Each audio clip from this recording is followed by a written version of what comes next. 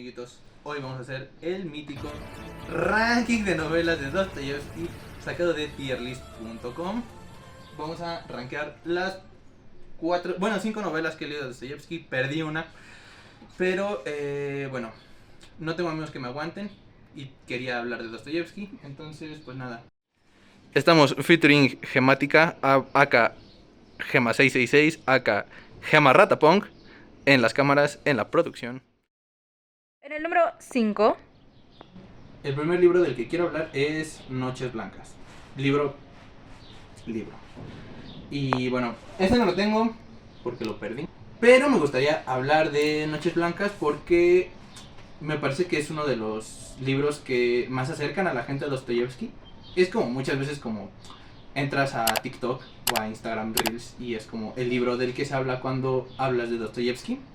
Más allá de pues como los mega clásicos como Crimen y Castigo y Los Hermanos Karamazov, como que mucha gente tiene su puerta de entrada incluso a la literatura rosa a través de Noches Blancas. Pues a mí se me hace más como de tipo emo. Pues sí, Es como el La La Land de los libros. Sí, es un poco, bueno, más o menos. Por eso está en número 5. Por eso está en número 5.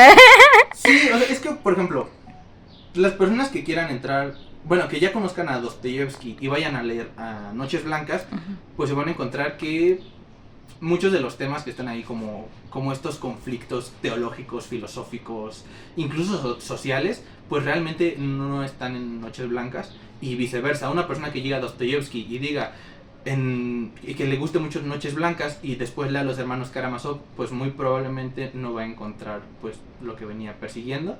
Estoy haciendo un ranking y en un ranking creo que pondría Noches Blancas hasta abajo. No porque sea malo, porque creo que Noches Blancas sigue siendo una obra destacable dentro de la literatura universal. Sin embargo, Dostoyevsky era muy bueno y la mayoría de sus obras, sobre todo después de su encierro en Siberia, son mejores que Noches Blancas desde mi punto de vista. Noches Blancas fue posterior al encierro. No, Noches Blancas, creo que fue así como su segundo, tercer cuento. Creo que es un poquito después de Pobres Gentes. Y Qué bueno que usó ese orden de palabras, ¿no? claro, es un juego del cirílico. Pero sí, Noches Blancas. A ver, para los que no han leído Noches Blancas o no han visto un TikTok de Noches Blancas, Noches Blancas es la historia de un pavo que no sabemos cómo se llama. Se le ha dado el nombre de El Soñador, que en una noche en San Petersburgo, si mal no recuerda, conoce a una chiavala que se llama Nastenka. Y el soñador como que empieza a tener cierta relación con Nastenka, pero para no hacer más spoiler, vamos a dejar con que, no sé, léanlo. En Noches Blancas creo que hay algunas cosas, por ejemplo, lo que señalaba Nabokov, que va a ser un punto de contraste muy importante en este video. Las críticas de Nabokov hacia la literatura de Dostoyevsky, donde la señalaba como innecesariamente largas y de dramas de telenovela. Facto. Pagaban por cuartilla. No hay nada que hacer. Hay que salir a buscar la chuleta. Yo creo que dentro de estos cuentos es un poco, se puede llegar a sentir un poco largo. He platicado con otras personas que han leído Noches Blancas y también tienen esta sensación de que de repente se siente más largo de lo que debería. Tampoco creo que sea demasiado, o sea, no creo que sea demasiado dramático. En general la lectura se disfruta y sobre todo creo que la premisa es una de las mejores que tiene Dostoyevsky dentro de toda su obra. Creo que la forma en que plantea las cosas y lo que va a suceder es, pues, no sé, demuestra como la maestría y por qué es un genio de la literatura universal. Pero no sé, o sea, repito, creo que dentro de cualquier otro escritor de cuentos, esa sería una obra sumamente destacable. Pero dentro del universo de Dostoyevsky, donde se le aplauden otras cosas, como lo que ya mencionábamos, de la dimensión teológica de sus novelas, de los conflictos psicológicos de sus personajes, de cómo se adelanta muchas veces a las tendencias sociales humanas, pues Noches Blancas hay ahí. Queda corto. Queda corto. ¿Qué te digo? Número 4. Ok, número 4. Apuntes del subsuelo. que Apuntes del subsuelo o Memorias del subsuelo es una de las obras insignias de Dostoyevsky. Y pues se entiende por qué. Apuntes del subsuelo tiene dos partes. La primera parte son justamente Apuntes del subsuelo, ¿quién lo diría? Y la segunda parte es a propósito del agua-nieve, que si me preguntan a mí qué gran título. Y pues bueno, en estas dos partes realmente la primera es más bien una parte más expositiva, como desde un punto de vista filosófico, donde Dostoyevsky habla de la psicología y de los valores, si se lo puede llamar valores, de su personaje, porque realmente el personaje, creo que tampoco tiene nombre ahora que lo pienso, pero bueno, Apunte del subsuelo, la primera mitad, expositiva, explicativa. Dostoyevsky te cuenta por qué este pavo vive en el subsuelo, por qué es miserable, por qué quiere hacer la vida de los demás miserable, y ya. O sea, realmente, como valor estético, normalito. Pero la segunda parte, que ya habla realmente de una trama, es buena. Es buena. Ni modo que fuera mala. ¿De qué trata? Hay algunas partes que son como episodios de su vida. Por ejemplo, tiene uno del que me acuerdo un montón, que es él chocando, creo que con un oficial como militar ruso. Y entonces él dice, me chocó una vez en la calle, lo voy a matar. Y entonces como su gran venganza lo que es chocarlo de regreso. O sea, es muy bueno porque es un pusilánime. El personaje es un pusilánime de primera. Y es muy divertido por eso, o sea, bueno, divertido en cierto sentido, porque en realidad estamos viendo el descenso de un hombre a la más absoluta ruindad. Pero, Divertido. Dostoyevsky lo hace ver divertido. Dostoyevsky cuando quiere, Dostoyevsky cuando quiere es muy, muy, muy divertido. Y sobre todo usando como cierta ironía, y creo que esto está repleto de ironía. Muchas veces Dostoyevsky presenta su visión del mundo a través de personas que para él le resultan detestables. Y creo que vale la pena, mucho la pena, leer Apuntes del subsuelo, porque encima creo que tiene un diálogo como muy fuerte con ideas como muy de Schopenhauer, incluso de Kierkegaard. Un poco, no sé. Y Dostoyevsky era un ortodoxo acérrimo. O sea, él dice viva Cristo y viva la familia, vivan los valores tradicionales. Y pues nada, no sé, Apuntes del subsuelo, ¿qué más puedo decir? Léanlo. Leanlo. Y opinan. Opinen, pónganme sus opiniones en la caja de comentarios. Número 3. Ok, número 3. Los demonios. Está bueno. Está bueno. Creo, no sé, tengo opiniones divididas con este libro. ¿De qué trata? Creo que lo peor que puede hacer alguien es leer el resumen que tiene acá atrás. Porque dicen, les leo: el horrible crimen perpetrado en Moscú a finales de 1869, siguiendo órdenes del nihilista Nechayev, seguidor de Bakunin, fue la fuente de inspiración que sirvió a Fyodor Dostoyevsky para construir la trama argumental y perfilar los caracteres de los principales personajes de los demonios. ¿Y es verdad? No. Bueno, sí, es verdad, es parcialmente verdad. ¿Por qué? Porque este crimen, cometido en Moscú en 1869, realmente, más o menos, como esto. Ok. Todo esto, ¿qué pasa aquí? En estas 600 páginas.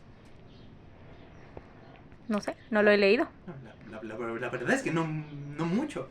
O sea, se presentan los personajes. Se presentan los personajes por 600 páginas. Y hay una serie de episodios que uno espera, sobre todo, les repito, si alguien leyó esto y espera encontrarse con la historia de un crimen, son 600 páginas duras de leer, porque incluso creo que en las primeras 200 páginas se menciona el crimen, se empieza a planificar, pero luego se olvida y uno dice, bueno, ya va a suceder, pero no sucede.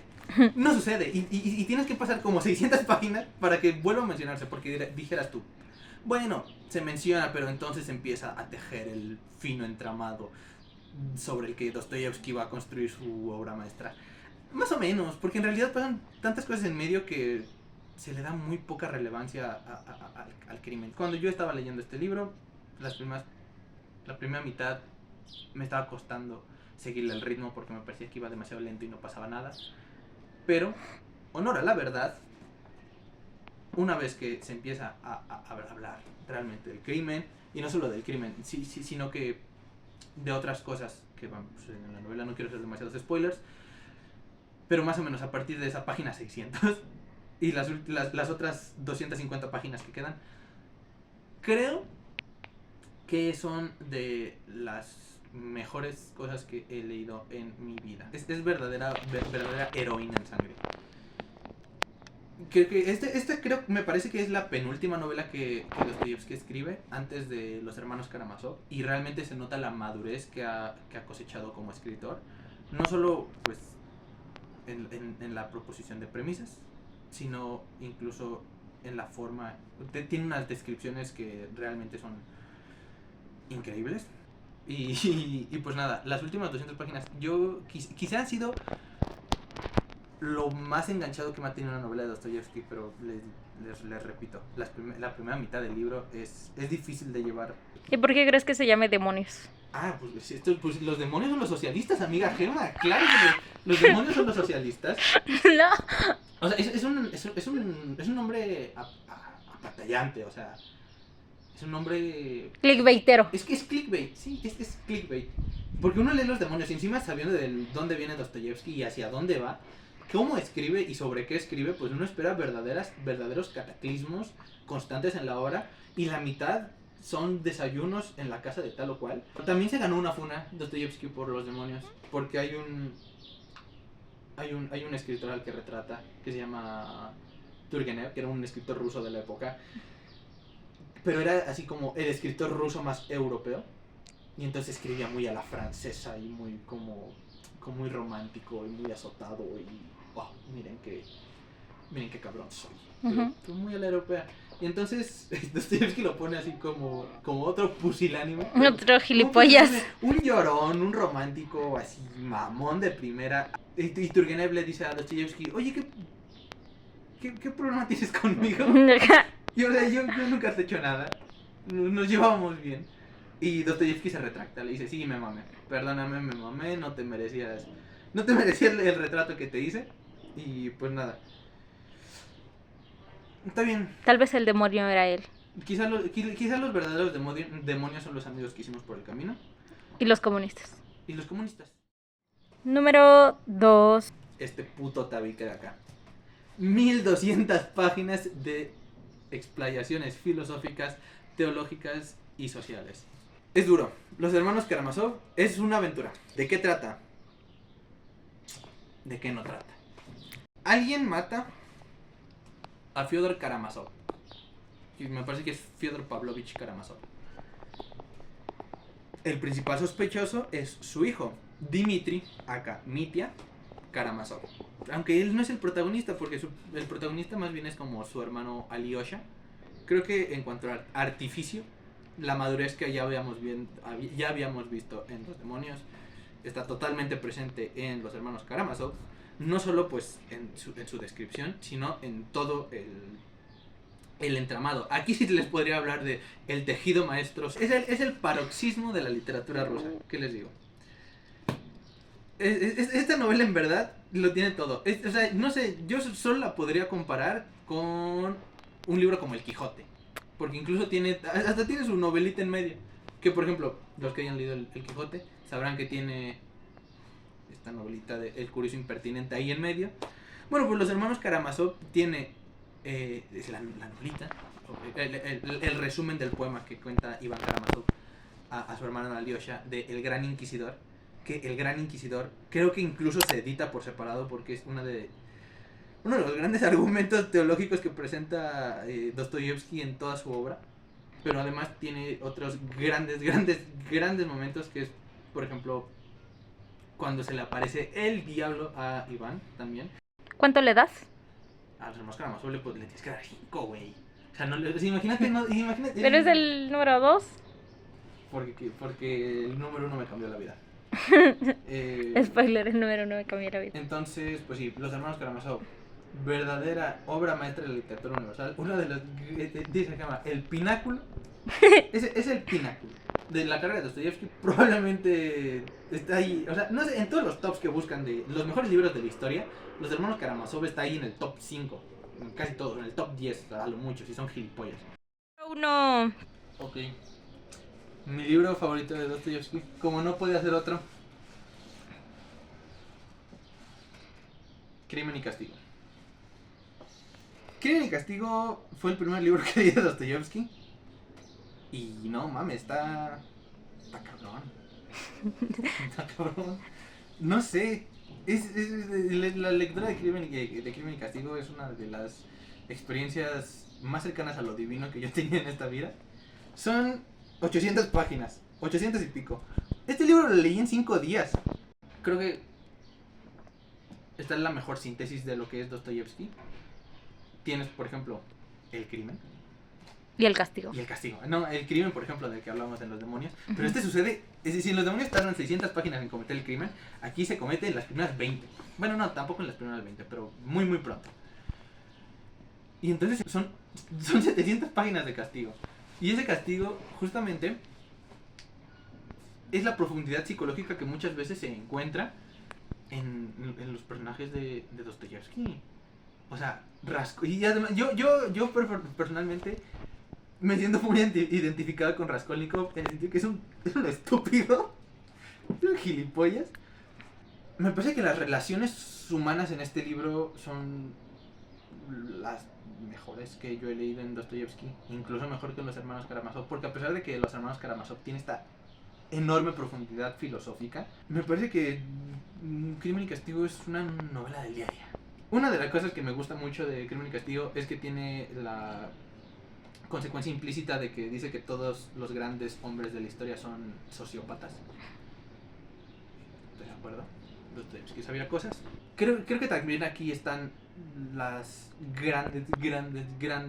grandes escenas en la literatura de Dostoyevsky. Y tiene, quizá, ojo, quizá tenga la mejor escena que yo he leído así en toda la literatura de toda la humanidad, que es este momento en el que Raskolnikov se confiesa a Sonia. Dice, yo maté a alguien. Dice, yo maté a alguien. Y se pone a llorar. Es que le dice, léeme algo de la Biblia. Y que Sonia se pone a leer. Y que el narrador en ese momento se dura un poquito y dice, y estaban una prostituta y un asesino leyendo la palabra de Dios. Amigo, tiene que cerrar el estadio. Los genios hacen eso. Respecto a Dostoyevsky es la escena que más se me ha quedado grabada para siempre. Creo que es el momento estético más elevado en la carrera de Dostoyevsky desde mi punto de vista, desde mi propia percepción estética. Y nada, tiene otras grandes escenas, por ejemplo el epílogo donde Sonia se queda en Siberia a cumplir una condena que ni siquiera le tocaba. O sea, es que verdaderamente el personaje de Sonia es quizá el mejor personaje en el universo Dostoyevsky. Dostoyevskiano. Sigue a cumplir una condena que ni le tocaba, simplemente porque sentía sentía amor. No sé. Y Raskolnikov es liberado de su culpa a pesar de quedar en el presidio por el propio amor de Sonia. Es muy duro. O sea, no, y también encima de aquí saqué mi nick, el nombre del canal, que Piojo Estético es una cosa que se dice Raskolnikov en una de sus grandes crisis, de sus tantas crisis, que dice, yo no soy nada más que un piojo estético. Yo dije, sí, efectivamente yo soy un piojo estético.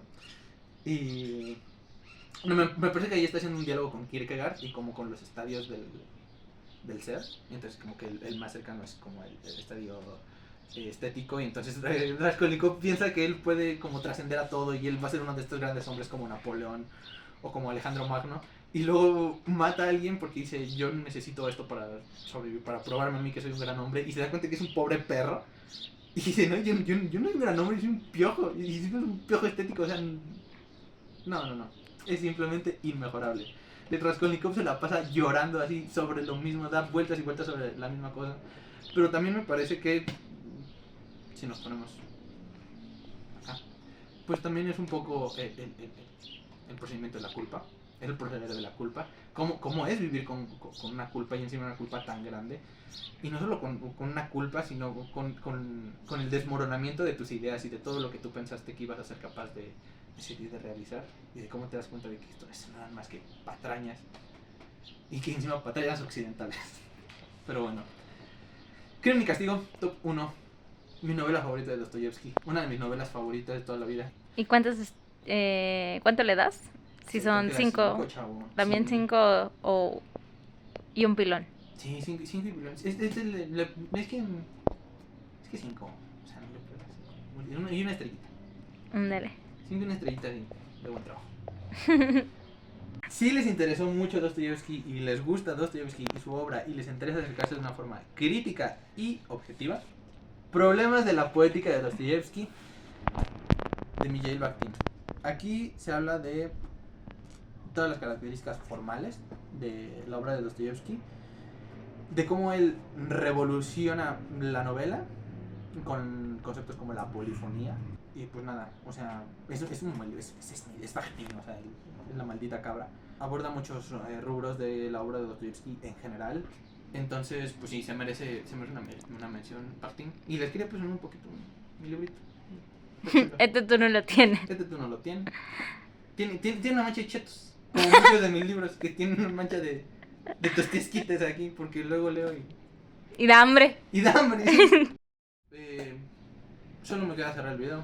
Agradecerles si llegaron hasta acá. Sortearemos un libro de Dostoyevsky cuando lleguemos a los 100 suscriptores. 100% real, no fake. Entonces... Mejor los tostiesquites. Y unos tostiesquites también. Solo tienen que suscribirse y comentar acá abajo. Arremángala, repóngala así. Arremángala, repóngala no. Ok. Y ya. Sin más que decir, nos vemos en otro video. Dios.